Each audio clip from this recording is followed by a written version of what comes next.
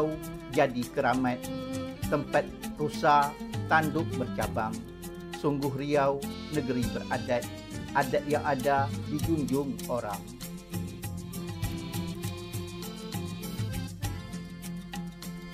Keramat kayu rebah berdiri, di celah dahan emas sebongkah.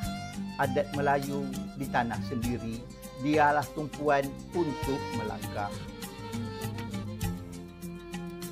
Bila meniti batang berkerat, berhati memijak takut tersandung.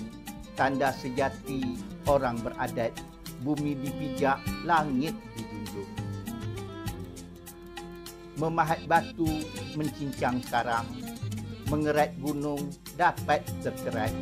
Melihat ilmu orang pendatang, adat dijunjung, adat setempat.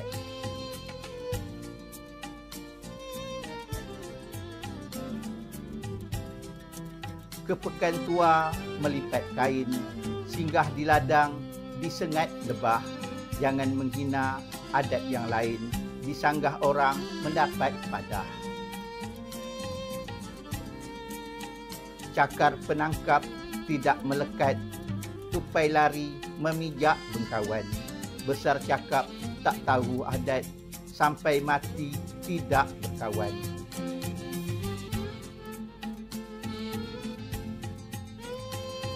Kain buruk, kain perca, kain berseri, kain berpunca.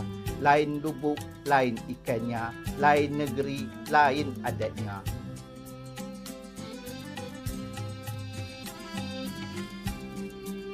Kelat pedada, buah perepat, batang berasal di tepi rawa. Adat berbeza menjadi rahmat, orang berakal menghargai semua. Batang perpat, buahnya sedap, di celah bakau buah sembunyi. Orang beradat tentu beradab, di tanah rantau merendah diri. Batang dikerat tiada bersisa, punah sudah batang perpat. Menentang adat lembaga binasa, salah langkah orang tersesat.